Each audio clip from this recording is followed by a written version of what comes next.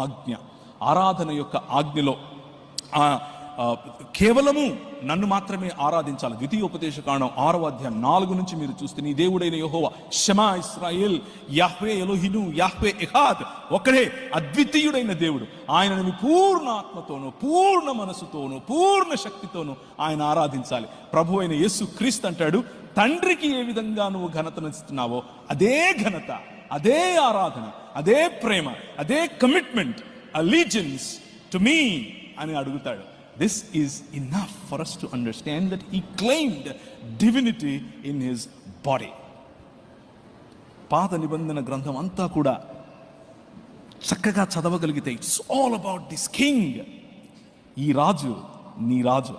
ఈ రాజును ఆయన చాటుకున్నటువంటి లక్షణాలలో మనం గమనించుకోవచ్చు. బైబిల్ ఎవరికి దేవత్వమును ఆపాదించదు. కేవలము ఈ ముగ్గురు వ్యక్తులకు మాత్రమే. ఒకరు ప్రభు అయిన యేసు క్రీస్తు, 2 తండ్రి అయిన దేవుడు, 3 పరిశుద్ధాత్ముడైన దేవుడు. ఈ ముగ్గురికి మాత్రమే దేవత్వమును ఆపాదిస్తుంది. అదే మత్తయి సువార్త 3:16-17లోను, అలాగే పరిశుద్ధాత్మను గురించినట్టు ఈ ముగ్గురిని గురించినటువంటి ఉటంకం ఉన్నటువంటి, లేకపోతే ఈ ముగ్గురిని ఉటంకించిన ఒకే వచనాలు మీ స్క్రీన్స్ మీద కనిపిస్తున్నాయి. యేసు బాప్తిసము పొందిన వెంటనే నీళ్ళలో నుండి ఒడ్డుకు వచ్చెను, ఇదిగో ఆకాశము తెరవబడెను, కుమారుడు వస్తున్నాడు, ఆకాశము తెరవబడి దేవుని ఆత్మ పావురము వలె దిగి రావటం. ఆ తరువాత పైనున్నటువంటి, లేకపోతే తండ్రి అయిన దేవుడు, ఈయన నా ప్రియ కుమారుడు, ఈయన యందు నేను బహుగా, లేకపోతే ఈయన మాట వినండి, ఈయన యందు నేను బహుగా ఆనందిస్తున్నాను అని చెప్పినటువంటి మాట. ఒకే చోట ముగ్గురు వేరు వేరు వ్యక్తులు కనిపిస్తారు. ఒక్క దేవుడు వేరు వేరు వ్యక్తులలో మనకు తన ప్రత్యక్షతను పురాతన కాలము మొదలుకొని శాశ్వత కాలము చూపిస్తున్నటువంటి వచనాలు. ఎవరైనా సరే ఒకరు హెబ్రీయులకు రాసిన పత్రిక 1వ అధ్యాయం తీస్తే, స్క్రీన్స్ మీద ఒకవేళ వేయగలిగితే వేయండి. హెబ్రీయులకు రాసిన పత్రిక 1వ అధ్యాయం 6 నుంచి గనక మనం చదవగలిగితే, can somebody show it on the screen please? ఎవరైనా చదవగలిగితే చదవండి.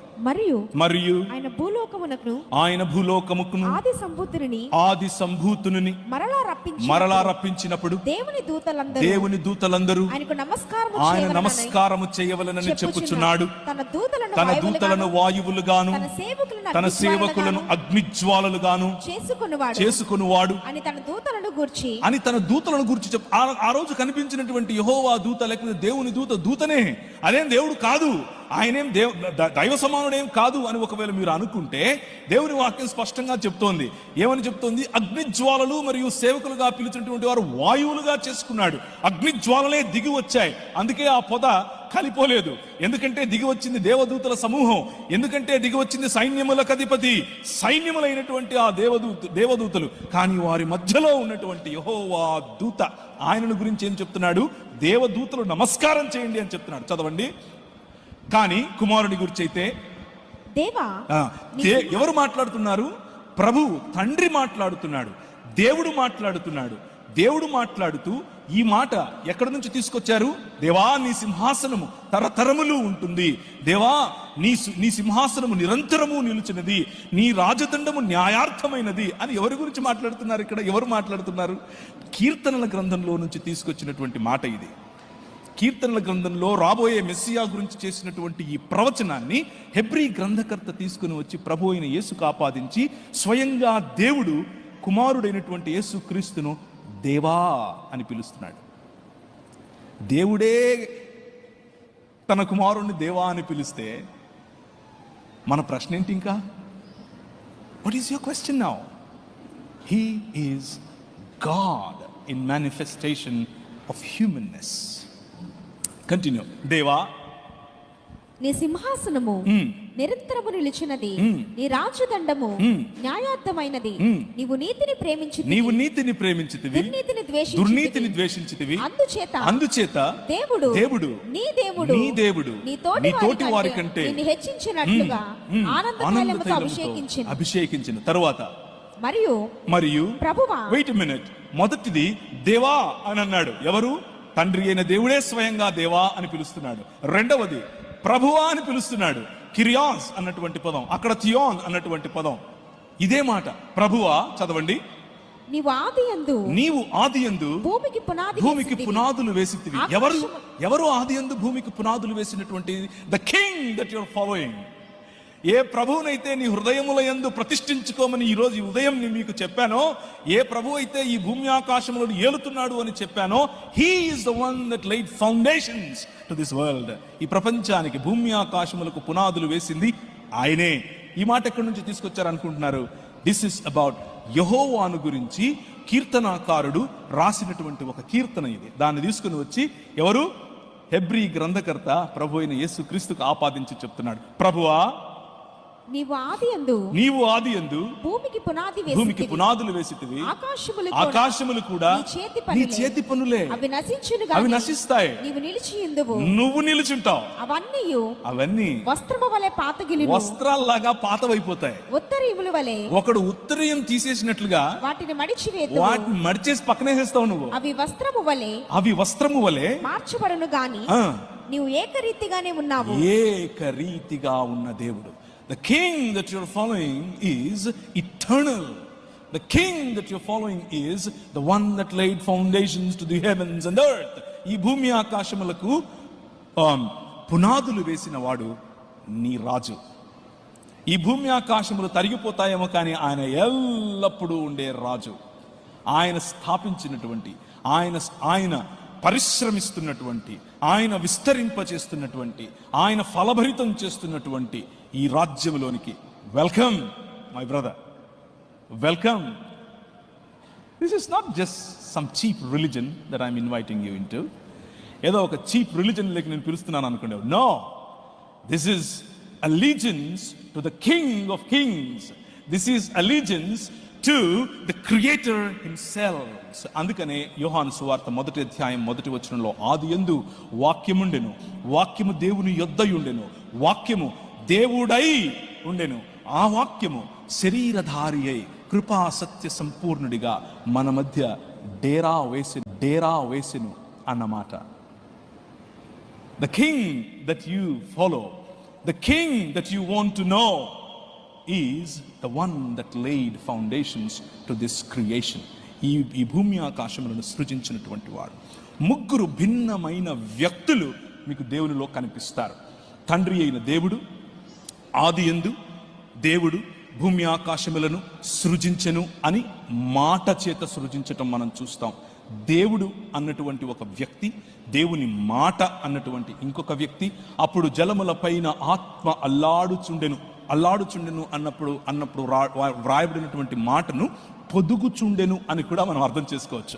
To give a shape to this world. ఈ ప్రపంచానికి ఒక మంచి ఆకారం ఇవ్వటానికి, భూమి నిరాకారముగాను శూన్యముగాను ఉన్న భూమిలో పరిశుద్ధాత్మ దేవుని యొక్క కార్యం. ముగ్గురు వేరు వేరు వ్యక్తులు. Right from the first verse of the Bible to the last verse of the Bible, it is always these 3 persons. ముగ్గురు వ్యక్తులు. వ్యక్తి అంటే మనిషి కాదు. వ్యక్తి అంటే చాయిస్ చేయగల, వివేచన కల, ఇమోషన్స్ అనగా భావనలు గల, రిలేషన్స్ అనగా సంబంధములు పెట్టుకోగల వ్యక్తిని వ్యక్తి అని అంటారు. చేతనను వ్యక్తి అని అంటారు. So God exists in 3 persons. తండ్రి, కుమారుడు మరియు పరిశుద్ధాత్మ. In the beginning. ఒక ఆయన నన్ను అడిగారు ఈ విధంగా, ఇది గ్రీక్ టెక్స్ట్, మీరు ఒకసారి అది వేస్తారా? Greek text. ఈ మాట మనం తిమోతి గ్రంథంలో లేదా తీతుకు రాసినటువంటి గ్రంథంలో చూడొచ్చు. తీతు పత్రిక 2వ అధ్యాయం 13వ వచనము. యేసుక్రీస్తును మహాదేవుడు అన్నటువంటి మాట అక్కడ చాలా స్పష్టంగా కనిపిస్తుంది. అనగా మహాదేవుడును మన రక్షకుడును అయిన యేసుక్రీస్తు మహిమ యొక్క ప్రత్యక్షత కొరకు ఎదురు చూచుచూ ఉన్నాం. మన నిరీక్షణ, మన ఎవరి ప్రత్యక్షత కోసం మనం చూస్తున్నాము అనంటే మహాదేవుడైనటువంటి యేసుక్రీస్తు. టునైట్, ఈరోజు రాత్రి, పురాతన కాలము నుంచి శాశ్వత కాలము తన ప్రత్యక్షతను చూపిస్తున్నటువంటి ఈ రాజు ప్రత్యక్షత ఇంకా నీకు కనబడకపోతే, ఇంకా నువ్వు ఆయనతో కలిసి ఉండకపోతే, ఇంకా నువ్వు ఆయనతో చేయి కలపకపోతే, ఈ night before you leave this place, ఈ ప్రాంతాన్ని, ఈ ప్రాంగణాన్ని విడిచిపెట్టి వెళ్ళటానికి ముందు make a commitment. Ask him. ఒకసారి అడిగి చూడు, ఏంటి ఈయన అరిచర్చి చెప్తున్నాడు, కెన్ యూ ప్లీజ్ నాకు కూడా ఆ ప్రకాశం, లేకపోతే నాకు కూడా ఆ ప్రకటన, లేకపోతే నాకు కూడా ఆ ప్రత్యక్షత ఇస్తావా అని అడిగి చూడండి. He is right here and he will unveil himself to you. తనను తాను అనావరణం చేసుకుని నీకు కనిపించగల, నీతో మాట్లాడగల, నీతో సంబంధానికి తనతో సంబంధానికి నిన్ను పిలవగల రాజు ఈ రాజు, గ్రేట్ గాడ్. పరిశుద్ధాత్మునికి కూడా ఇదే దేవత్వమును ఆపాదించింది బైబిల్ గ్రంథం.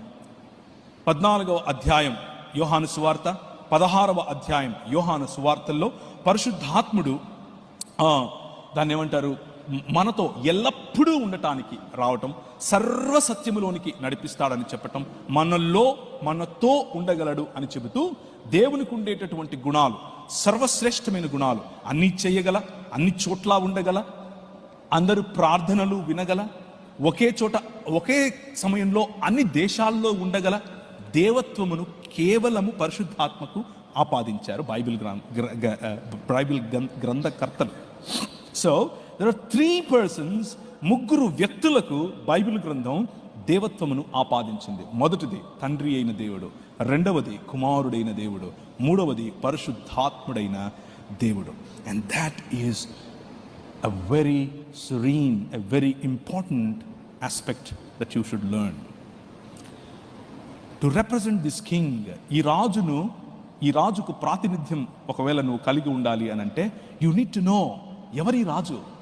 He exists in 3 persons. ఈ రాజు 3 వ్యక్తులుగా తనను తాను బయలుపరుచుకున్నటువంటి రాజు. సో బైబిల్ ఏం చెప్తుంది అని అంటే, తండ్రి ఈజ్ ఈక్వల్ టు దేవుడు, కుమారుడు ఈజ్ ఈక్వల్ టు దేవుడు, పరిశుద్ధాత్ముడు ఈజ్ ఈక్వల్ టు దేవుడు. కాబట్టి ఇప్పుడు ప్రశ్న రావచ్చు, అయితే మీకు 3 దేవుళ్ళు ఉన్నారా? ఒక ఆయన నన్ను ఇలా అడిగాడు. నేను ఎక్కువగా పనిచేసే వారి మధ్య ఎక్కువగా ప్రశ్నలు అడుగుతూ ఉంటారు. వారు చదివే గ్రంథం వాళ్ళకి అలా నేర్పింది కాబట్టి వాళ్ళు ప్రశ్నలు అడుగుతారు. ఆయన అన్నారు, తండ్రి దేవుడు 1, కుమారుడు దేవుడు 2, పరిశుద్ధాత్ముడు దేవుడు 3, 1 + 1 + 1 3 అయ్యాయి కదా అని అన్నాడు. నేను అన్నాను, ప్లస్ పెట్టమని ఎవడు చెప్పాడు నీకు? కూడికలు చేయమని ఎవడు చెప్పాడు నీకు? నేను చెప్పానా? 1 × 1 × 1 చేయి అన్నాను. 1 వచ్చింది కదా అంటున్నాడు. సో దేవుడు అనేటటువంటి కాన్సెప్ట్ను మ్యాథమెటిక్స్ అనే కాన్సెప్ట్లోకి you cannot reduce it. If you still want to add, not multiply, అడిషనే చేస్తాను అనంటే దేవుడు అనంతుడు. Why don't you add infinity plus infinity plus infinity అన్నారు. ఏమొచ్చింది అంటే ఇన్ఫినిటీ అన్నాడు. అయిపోయిందా అని అడిగారు. Our God, He reveals Himself in 3 persons, but He is one God. మీకు స్క్రీన్ మీద కనిపిస్తున్నటువంటి ఈ బొమ్మ మన దేవుడు కాదు. ఈ బొమ్మకు టెంకాయలు కొట్టేసి లేకపోతే ఊదుబత్తిలు అంటించేసి చేయబాకండి. That is not the purpose. మనం అక్షరాలతో ఈ విధంగా దేవుడు అని రాసే ప్రయత్నం చేస్తామో అలాగే ఒక పిక్టోరియల్ రిప్రజెంటేషన్లో మీ ముందు అది పెట్టాను. తండ్రి ఈజ్ దేవుడు, కుమారుడు ఈజ్ దేవుడు, పరిశుద్ధాత్ముడు ఈజ్ దేవుడు. బట్ తండ్రి ఈజ్ నాట్ కుమారుడు, కుమారుడు ఈజ్ నాట్ హోలీ స్పిరిట్, పరిశుద్ధాత్ముడు ఈజ్ నాట్ ద ఫాదర్. ఈ క్లారిటీ మీకుంటే చాలు. That's all you need to know. And you will understand that He exists as a community. He exists as a family. The closest example that God gave to human beings about Himself is, చాలా దగ్గరగా ఉన్నటువంటి ఒకే ఒక example. కొంతమంది చెప్తూ ఉంటారు, నీళ్లు ఒక ఎగ్జాంపులే. నీళ్లు ఫ్రిడ్జ్లో పెడితే ఐస్ గడ్డ అవుతుంది, పొయ్యి మీద పెడితే ఏమవుద్ది? ఆవిరవుతుంది. చూసారా? No, that's not close at all. ఒకే సమయంలో నీళ్లు ఐస్ గడ్డలు మరియు ఆవిరి ఉంటుందా? ఉండదు. బట్ హీస్ ఒకే సమయంలో తండ్రి, కుమారుడు, పరిశుద్ధాత్మ. They are God. How do we understand it? The closest example that God gave is you. You are the closest example. దేవుడు నరుణ్ణి తన స్వరూపమందు తన పోలిక చొప్పున చేశాడు, స్త్రీనిగాను పురుషునిగాను చేశాడు. వన్ హ్యూమన్, బట్ స్త్రీ మరియు పురుషుడు. స్త్రీ సంపూర్ణమైనటువంటి మనిషేనా? ఎస్. పురుషుడు సంపూర్ణమైనటువంటి మనిషేనా? ఎస్. ఆదికాండం 2వ అధ్యాయంలో ఈ రెండు వేరు వేరు శరీరములు, 2 different bodies, when they come together they are called ఏక శరీరం, ఒకే శరీరం. ఎహాద్ అన్న పదం అక్కడ కూడా వాడాడు. This is not complete example, అది కంప్లీట్ ఎగ్జాంపుల్ కాదు. బికాస్ దేవునికి సమానమైనది ఇంకేది లేదు, ఏది లేదు. బట్ ది క్లోజెస్ట్ ఎగ్జాంపుల్, కొద్దిగా మనం అర్థం చేసుకోవడానికి ఉపయోగపడేది. సో తండ్రితో చేసిన ప్రార్థన, వేరొక ఆదరణకర్తను పంపిస్తాను అని చెప్పినటువంటి మాటలు, పరిశుద్ధాత్ముడు మనలో పనిచేస్తూ ఆరాధనకు, తండ్రికి ఆరాధన చేయటం కోసం చేసే ప్రోత్సాహం, దేవుని వాక్యం మాట్లాడేటప్పుడు తండ్రి, కుమారుడు మరియు పరిశుద్ధాత్మల మధ్య వేరు వేరు వ్యక్తులుగా వారి మధ్య సంభాషణ జరిగినట్లుగా మనకు చాలా స్పష్టంగా కనిపిస్తుంది. ఒకవేళ మనం లేదు ఆయన తండ్రే కుమారుడుగా వచ్చాడు, కుమారుడే పరిశుద్ధాత్మగా వచ్చాడు అని అంటే ఆయన చేసిన ప్రార్థన డ్రామా వేస్తున్నట్ల. ఎలి ఎలి లమా సబక్తాని అని అన్న మాట డ్రామానా? Is it a drama that Jesus did on the cross? No. నిజముగానే తండ్రితో మాట్లాడాడు. ఒక ఆయన అడిగాడు, అవును యేసు ప్రభు మరి ఇక్కడ శిలువలో చనిపోయాడు కదా, దేవుడు అంటున్నావు కదా, శిలువలో దేవుడు చచ్చిపోయినప్పుడు ప్రపంచాన్ని ఎవరు నడిపించారు అని అడిగాడు. First thing, Jesus, the death of Jesus is to kill the death itself. ప్రభు అయిన యేసు క్రీస్తు మరణాన్ని కౌగిలించుకున్నది, మరణం కళ్ళల్లో కళ్ళు పెట్టి చూసింది. కారణం ఎందుకు అని అంటే to kill the death it self, మరణాన్ని చంపటం కోసం. So let's keep that aside. But ముగ్గురు దేవుళ్ళు కాకుండా త్రియేక దేవుడు అన్నటువంటి కాన్సెప్ట్ నమ్మే వారికి ఈ ప్రాబ్లమే కాదు. ఆయన 3 రాత్రింబగళ్ళు భూగర్భములో ఉన్న దేవుడే, సింహాసనాసీనుడైనటువంటి తండ్రి, ఆయనను మృతులలో నుండి లేపుతున్నటువంటి పరిశుద్ధాత్మ దేవుడు, ఆయన మృతుల లోకంలోనికి దిగిపోయి వారికి అందించినటువంటి సువార్త. It still talks about God that is still there.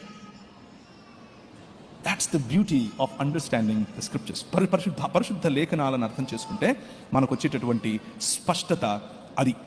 So ఐక్యత గల దేవుడు, సృష్టి కార్యమందు ఐక్యత, పతనములో ఉన్న మనిషిని తిరిగి నేను రక్షిస్తాను అని చెప్పిన మాటల్లో ఐక్యత, శిలువ కార్యంలో ఐక్యత, మరణంలో ఐక్యత, పునరుత్థానంలో ఐక్యత, తిరిగి ఈ భూమి ఆకాశములను ఐక్యపరిచేటటువంటి ఈ మహాసంకల్పంలో ఐక్యత. ఒకసారి ఎఫెసీయులకు రాసిన పత్రిక 1వ అధ్యాయం 10వ వచనం. What is it that God is trying to achieve?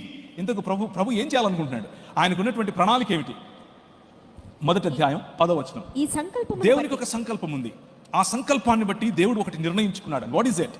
ఆయన పరలోకమందున్నవే గాని భూమి మీద ఉన్నవే గాని సమస్తమును క్రీస్తునందు ఏకముగా సమకూర్చవలెనని తనలో తాను నిర్ణయించుకొనెను. ది డెసిషన్ ఆఫ్ గాడ్, దేవుని యొక్క నిర్ణాయక చిత్తం ఏమిటి అనంటే, it is not about picking some people here and there, కొంతమందిని అక్కడక్కడ ఏరుకుని వేరే లోకంలోకి వెళ్ళిపోవడం కాదు. That is not what his desire is. His desire is భూమి ఆకాశములను ఐక్యపరచటం, to bring heavens and the earth together. And that is done because of this king. ఈ రాజు చేస్తున్నాడు. ఈ క్రీస్తులో పరలోకమందున్నవే గాని భూమి మీద ఉన్నవే గాని సమస్తాన్ని ఐక్యపరచడానికి తండ్రి ఇష్టపడుతున్నాడు. కొలసీలకు రాసిన పత్రికలో ఇదే మాట కనిపిస్తుంది. అవి ప్రధానులైనా, దూతలైనా, అవి ఏ అధికారులైనా సరే, సింహాసనములైనా సరే, ప్రతి ఒక్కటి ఈయన కోసం, ఈయన ద్వారా, ఈయనను బట్టి సర్వము నడుస్తున్నాయి. హీ ఈజ్ ద ప్రోటోకాస్ అని చెప్పాడు. ఆయన అన్నిటికంటే ముందున్నవాడు, ఆయన అన్నిటికంటే శ్రేష్ఠుడు అని చెప్పింది ఈ రాజు గురించి. This is the king that I'm inviting you to follow are to subscribe to.